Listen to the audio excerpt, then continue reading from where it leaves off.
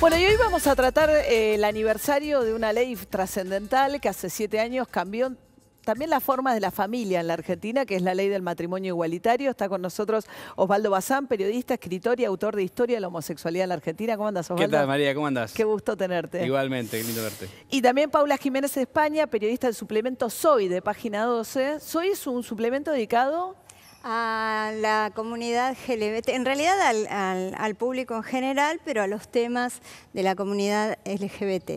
Y sale los viernes. Lesbian, gay y travesti, transexual, intersex. ¿Qué lo dices en inglés? Pero lesbian. Es que es lesbianos, gays, travestis, da igual. Pero viene de ahí, ¿no? Tenés razón, claro. Pero la sigla se trajo de Estados Unidos. Sí, la decimos en castellano. En castellano, sí, perdón. Excepto María. No, que no sabía. Bueno, ¿cómo fue el paso? Esa ley, justo comentábamos en el corte, ¿es un punto de inflexión, digamos, la sanción de la ley y todo lo que pasa a partir de la ley del matrimonio igualitario? ¿Cómo se aborda toda esta temática en los medios en general? Sí, absolutamente. No solo la ley, sino los 69 días previos a la salida de la ley. Desde que se aprueba en diputados hasta que finalmente se aprueba en senadores. Porque lo que pasó fue que se discutió eso de que nunca se había hablado. Para la Iglesia Católica la homosexualidad era un pecado nefando, eso de lo que no se puede hablar. Y no se pudo hablar durante 2000 años. Y cuando se habló, lo que se notó era que no era gran cosa. Entonces hubo un momento, desde que se salió en diputados hasta que salió en senadores, que en todos los lugares se habló. Se habló en todos los medios de comunicación, de ahí saltó a todas las casas, a todas las conversaciones de los vecinos, a la calle, a los talleres. Creo que no hay estudios, pero debe ser, nunca tanta gente debe haber salido del placar como en ese momento, diciéndole, ¿sabes qué? A mí también me pasa. Y se desdramatizó una cosa que nunca tendría por qué haber sido dramática. Bueno, una de las cosas que a mí me sorprendió, o no, pero me llamó la atención, es que cuando empezaron los matrimonios, ya van 15.000 matrimonios bajo esta ley, eran parejas que tenían muchísimos años de convivencia, sí, claro, ¿no? Que era como poder formalizar algo que de hecho llevaba años en muchos casos. Y es más, ¿no? Y ni siquiera, no hubo tampoco una avalancha de entrada, porque mucha gente, o al menos a mí también me pasó, y me pasó a mucha gente que conozco, teníamos muchos años de convivencia, pero nunca habíamos pensado en casarnos, porque no estaba en el menú de posibilidades. Entonces, desde que salió la ley hasta que me casé pasaron 3 años, pero yo tengo 18 años de convivencia. Entonces, era algo que... Pero llegaste a casarte, tenías 21 años de convivencia. No, tampoco soy tan grande, María. Ah, bueno. 19 ahora. 19 ahora. 19. Pero lo cierto es que, digamos, sí fue un cambio cultural porque se habló. Y eso era todo lo que había que hacer, hablar. La ley no hubiera salido si la sociedad no estaba de acuerdo, porque se charló y se discutió mucho, nunca nada se discutió tanto. Y además es algo que superó cualquier tipo de grieta, tanto en la sociedad como en el Parlamento. Viste que en el Parlamento, sacando los grupos de izquierda que votaron a favor, todos los partidos, el Frente para la Victoria, el PRO, los radicales, todos votaron, fue un voto cortado, ¿no? Hubo gente a favor y hubo gente en contra en cada partido. En todos los bloques. Exacto.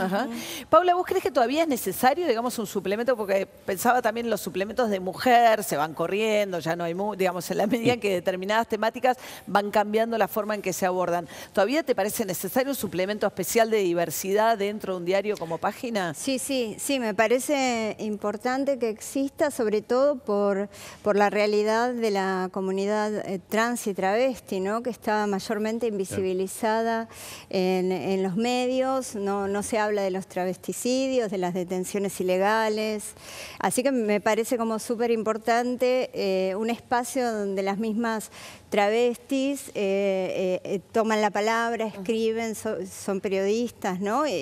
También, no sé, hay cuestiones propias de la comunidad lésbica invisibilizadas y no es que se encuentra fácilmente un espacio en los medios para hablar de esto. Vamos a sumar a la conversación a Verónica Dema. Ella es periodista, tiene un blog de diversidad sexual llamado Boquitas Pintadas en La Nación. Entonces, un poco también, ¿cómo estás, Verónica? Buenas noches.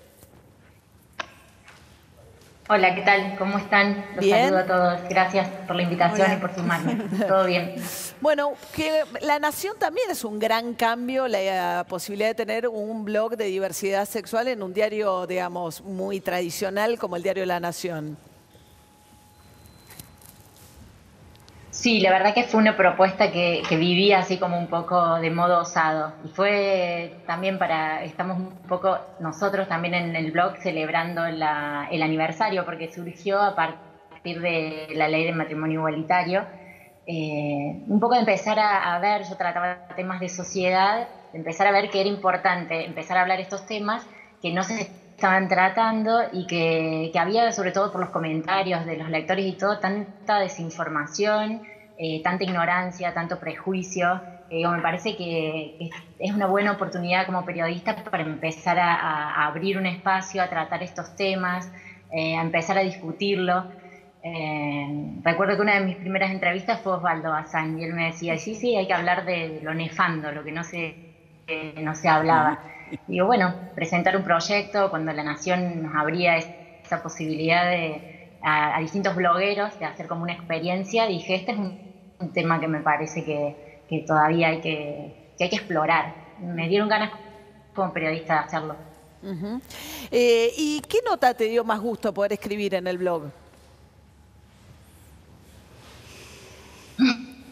Más gusto. Bueno, no, en el sentido de decir... historias, un poco más. Perdóname.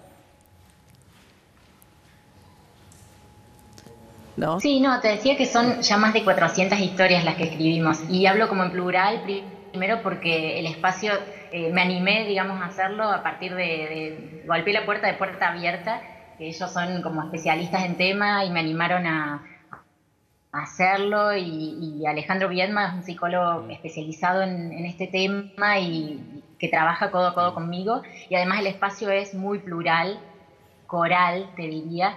Entonces... por eso realmente me animé.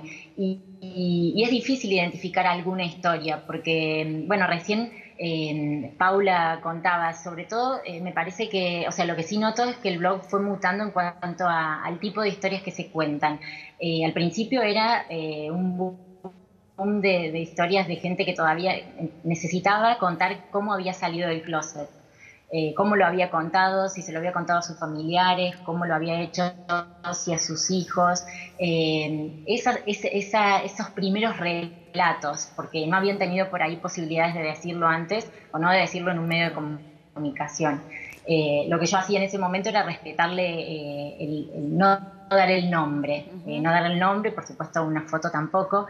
En algún punto como periodista me costó, porque nosotros siempre es el nombre, lo que hace, claro. La edad, y esto era un periodismo más bueno, priorizo que se animen a contarlo.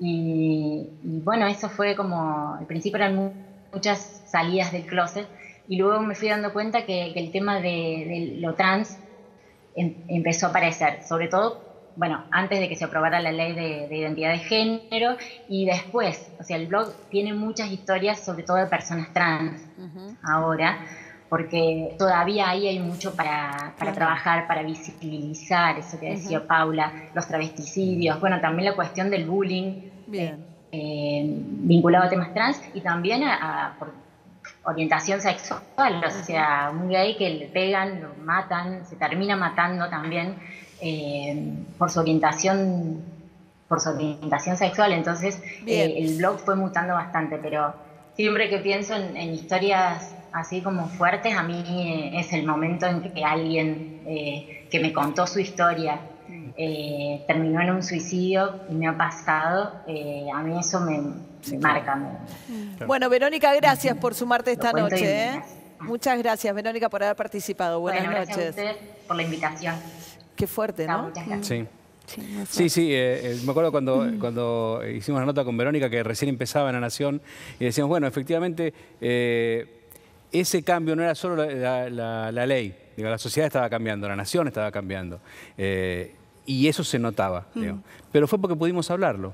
Porque pudimos hablarlo en las familias, porque pudimos hablar en cada una de las circunstancias. Yo recuerdo, antes de la salida de la ley, que fui a muchos programas de televisión, y que yo notaba que los colegas estaban por primera vez entendiendo de qué se trataba. Era la primera vez que le podía decir claramente de qué se trataba, y se decían, pero entonces son personas.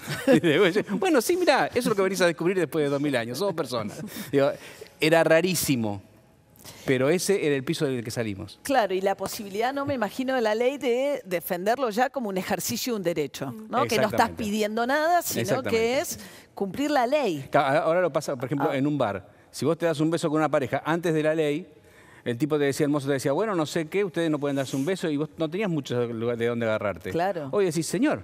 Hoy puedes hacer una denuncia. Claro, hoy puedes hacer una denuncia. Digo, hoy es mi pareja. Digo, Esta semana pasó, ¿viste? Justo con una chica que había hecho una reserva en un hostel en La Plata. En un hostel en La Plata, y cuando dijo que quería una cama doble con su pareja, se fueron para atrás los del hostel. Sí, y en La Biela también, que fue como escandaloso. En su momento fue también. Claro.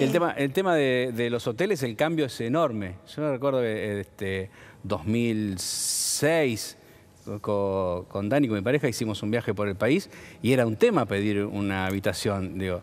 Y hoy es, nada, es que sí, claro, obvio, en general, ¿no? Sí. Con los problemas que hay, digo, en general, para las parejas gay. Es cierto que los problemas son los problemas que travestis y transexuales tienen problemas hoy graves y urgentes. Sí. Sí, eso es lo que vos identificás como la agenda pendiente más importante, pero... Sí, podría decir que sí. También, por ejemplo, hace poco el caso de Iggy, ¿no? La lesbiana que fue violada por 10 hombres y una violación correctiva y tuvo la desgracia de matar a uno en su defensa y todavía se está esperando la absolución. Digo, hay como... No solamente la situación de las travestis. ¿Dijiste correctiva? Bien. Sí, correctiva, como aleccionadora, digamos, como... por su condición de... Claro, por su condición de lesbiana, ¿no? Como un castigo, como, sí, una lección. Yo me acuerdo que todavía, en principio de los 90, en Página, todavía una gran discusión que hubo, no principios, por si se decía el travesti o la travesti, ¿no? Como es la denominación también en los medios, ¿no? Esa discusión siguió hasta el 2010, yo la tuve en muchos medios gráficos. Claro. No se discute más, pero muchos medios siguen diciendo el travesti. Claro. Yo sigo escuchando eso. Termina siendo una lucha individual del periodista, decir, no, mira, es la... digo, pero en cada vez. Es parecido con Paco, pasa también con los temas de violencia de género, ¿no? Lo que pasa es que, claro, acá hubo un hito, un momento, ¿no? Una ley, afortunadamente, que hace 7 años, y cuánto cambió, ¿no? Cuánto cambia en poco tiempo, aunque está bien lo que decías vos, Osvaldo, eso ya estaba, no es que cambió tanto, pero... No, pero cambió la percepción de la sociedad en general, ¿no? No es solamente que cambió nuestras realidades, la realidad en la comunidad LGBT, sino que también cambió la percepción de la sociedad en general hacia...